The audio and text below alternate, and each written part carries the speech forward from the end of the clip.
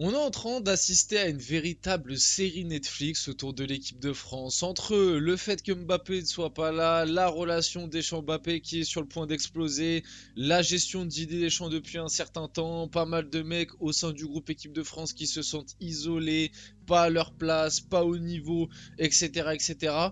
Ouais, on voit vraiment une série Netflix, les mecs. Salut à tous les gars, c'est Asial. Aujourd'hui, on se retrouve pour une nouvelle vidéo où on va parler de l'équipe de France, on va parler de Didier Deschamps, on va parler de la gestion des joueurs de l'équipe de France, un petit peu de Kylian Mbappé, du Capitana, bref, de plein de trucs. Et oui les gars, on est en période de trêve internationale. Je vous vois directement arriver là, certains dans les commentaires. Les gars, on est en période de trêve. Au bout d'un moment, moi j'essaye de vous proposer du contenu. Je vais voir un petit peu sur les sites d'infos. La seule chose dont on parle, c'est Mbappé, c'est Deschamps, c'est l'équipe de France. Donc au bout d'un moment, vous allez pas me saouler de 5 secondes de plus. Moi je vous propose du contenu. On va parler de Mbappé, on va parler de l'équipe de France, on va parler de Deschamps. Oui, parce que voilà, ça parle que de ça. Et puis de toute façon, les infos qui sortent, elles sont que autour de ça. Non, plus sérieusement. Il y a quand même des choses à dire aujourd'hui. On va réagir à une déclat de Kevin Diaz sur l'after. Et on va revenir un petit peu sur ouais, la série Netflix. Hein. Vraiment, c'est une série Netflix. L'équipe de France, c'est une série Netflix. D'ailleurs, j'aimerais bien avoir vos avis dans les commentaires sur ça. Qu'est-ce que vous pensez un petit peu de l'équipe de France actuellement? Pas le niveau de jeu ou quoi, hein, mais juste ce qui se passe un peu extra sportivement quoi. Qu'est-ce que vous en pensez? Est-ce que ça vous saoule? Est-ce que vous en avez marre? Est-ce que c'était prévisible? Voilà, juste dites-moi votre ressenti un petit peu sur tout ça, sur Mbappé qui est capitaine qui vient pas, Deschamps qui on sait pas trop, la communication elle est catastrophique, la gestion de certains joueurs, la non-convocation aussi de certains joueurs, peut-être que vous n'êtes pas content de la liste, bref, cette équipe de France qui part un peu à la dérive, et de toute façon, je le redis, mais je vous l'avais déjà dit dans une vidéo, mais pour moi, à l'heure actuelle, là, ça pue pour 2026. Hein. Ah, franchement, bon, c'est dans un an et demi. Hein. Il y a encore beaucoup de choses qui peuvent arriver. Mais moi, moi, je trouve que ça part très très mal pour 2026. Bref, avant que la vidéo commence, on a fait une très longue intro. N'hésitez pas à la liker, commenter, partager et vous abonner. Ça fait toujours plaisir et ça aide pour le développement de la chaîne. Et nous, on va pouvoir y aller dès maintenant. L'avis de Kevin Diaz sur la gestion des Bleus par Deschamps. Je me répète, Didier Deschamps a perdu l'équipe de France quand il a nommé Kylian Mbappé capitaine. Et oui, on va pas refaire le débat. Mbappé capitaine, c'était une erreur. Tout le monde le sait, tout le monde s'en rend compte, je pense maintenant. Mais comme je disais il y a pas si longtemps que ça, c'est vrai que à partir du moment où Mbappé a été nommé capitaine, il y a quand même un tournant. Hein. Il y a quand même un tournant là qui est visible. Hein. Après Coupe du Monde 2022, l'équipe de France part complètement à la dérive. Alors ouais, la gestion de Deschamps, hein, encore une fois, Kata, parce que il s'est beaucoup trop, il a donné beaucoup trop de pouvoir. Il s'est beaucoup trop, on va dire, agenouillé entre guillemets devant Kylian Mbappé, ce qui n'a pas été bien perçu de la part du reste du groupe.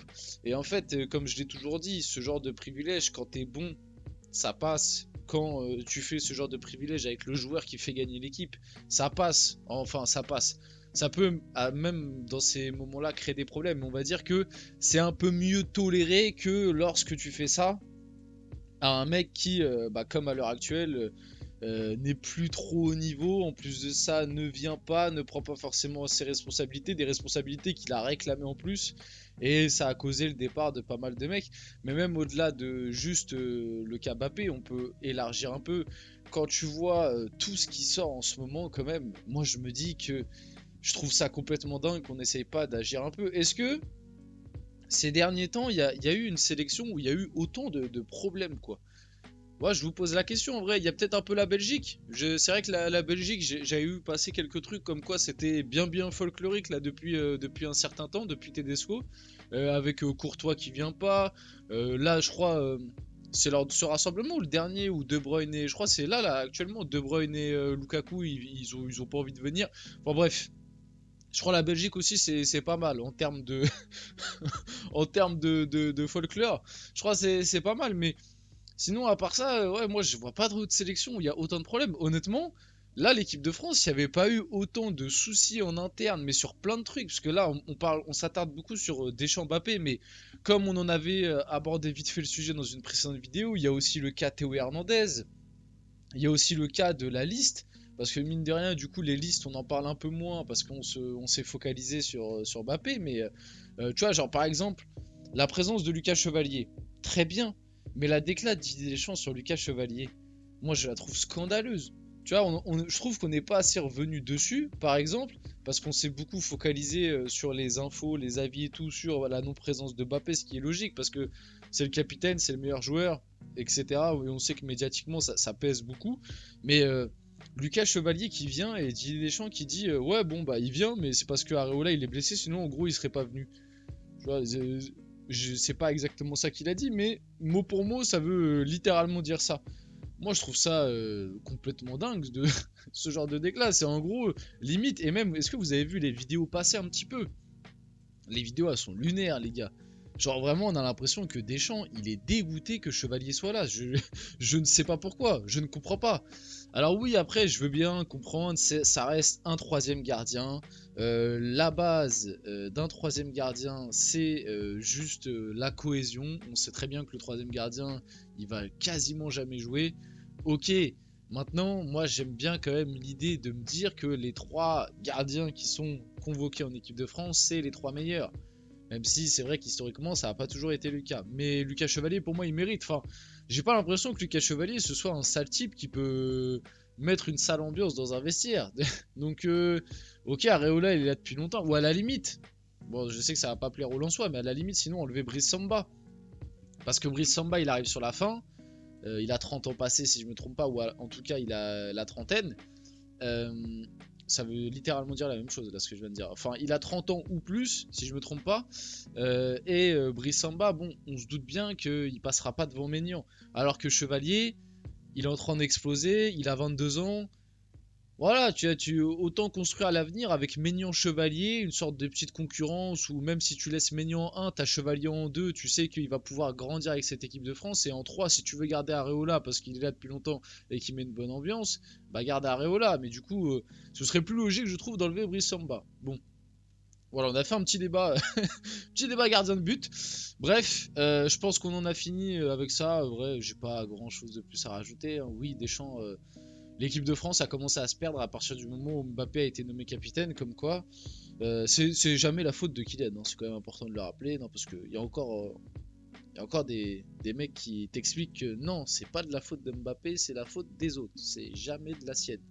Les gars, faut rentrer ça dans votre tête, c'est jamais de sa faute. Au Real Madrid, ça se passe mal, au PSG, ça s'est mal passé, en équipe de France, ça se passe mal, mais c'est pas de sa faute, c'est la faute du système, parce que tout le monde lui en veut. Ou on en veut à Kylian Mbappé. Bien évidemment, c'était ironique tout ce que je viens de dire, hein. Vous, vous doutez bien que le bonhomme a une grande part de responsabilité. D'ailleurs, des responsabilités qu'il a réclamées, qu'il n'assume pas. On attend beaucoup plus de Kylian Mbappé. Déjà, on aimerait bien qu'il revienne. Enfin, s'il revient un jour. Mais oui, sur les terrains, on en attend beaucoup plus. Parce que depuis la Coupe du Monde, c'est avec l'équipe de France en vrai, vas-y en vrai, on va se le dire concrètement. Il a eu, je me rappelle, un gros match face aux Pays-Bas, où je crois il met doublé, victoire 4-0 de l'équipe de France, juste après la Coupe du Monde. Sinon à part ça, c'est rideau. Voilà, c'est des prestations très compliquées. Pour juste rappeler les stats, en 2024, Kylian Mbappé, c'est un but, je crois, en 9 matchs. Et c'était un penalty. Si je me trompe pas. Avec l'équipe de France. Donc bon. Ouais, t'en attends un peu plus, ouais, du censé meilleur joueur de ton équipe, quoi. Un but en 9 matchs et c'est un penalty. Ouais, c'est vrai que c'est inquiétant de se dire que le meilleur attaquant, justement, et le meilleur buteur de l'équipe de France en 2024, c'est Kolo Muani. Faut. Faudrait peut-être dire aux autres joueurs de l'équipe de France offensifs que ça commence à être inquiétant. Je te le dis gentiment. Didier Deschamps sur la situation de Kolo Muani au PSG. Franchement, ça, j'ai l'impression. Mais dites-moi si je suis fou, les mecs. Mais j'ai vraiment l'impression de voir ça à chaque rassemblement de l'équipe de France. Mais c'est complètement dingue. À chaque rassemblement de l'équipe de France, on va avoir Kolo Muani qui fait sa déclat habituelle, hebdomadaire, je suis prêt à tout donner pour m'imposer au PSG et faire changer David Luiz Enrique. Ça ne fonctionne pas. On a Didier Deschamps qui nous sort. Du coup, là, il nous dit je ne sais pas ce qui se passe à Paris. L'idéal serait qu'il ait plus de temps de jeu. Ça serait mieux pour lui, mais c'est comme ça. Voilà. Pareil, Rassemblement, on a Didier Deschamps qui vient, qui nous dit ce serait bien qu'il ait un peu plus de temps de jeu. Ouais, bah, d'accord, mais quand il en a, il est nul. Au bout d'un moment, faut arrêter. Faut arrêter, s'il vous plaît, arrêtez de m'expliquer que Kolo Muani doit jouer au PSG juste parce qu'il fait 3 passes réussies avec l'équipe de France, s'il vous plaît. Bref, et vous connaissez mon avis sur Kolo Muani, hein, il est très gentil, voilà, gros respect, big respect. Franchement, j'aimerais trop traîner avec Kolo Muani, mais juste pour le PSG, voilà, pour moi l'histoire elle est finie, ça sert à rien de forcer, autant se quitter bons amis justement. On finit la vidéo là-dessus, j'espère que cette vidéo vous a plu, si c'est le cas n'hésitez pas à la liker, commenter, partager et vous abonner les gars, c'était Asial, et on se retrouve très rapidement pour une prochaine vidéo.